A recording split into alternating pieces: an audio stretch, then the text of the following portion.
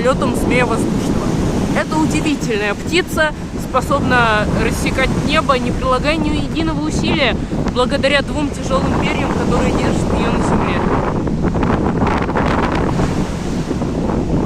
Сейчас полетом данного индивидуума управляет вот этот вот человек.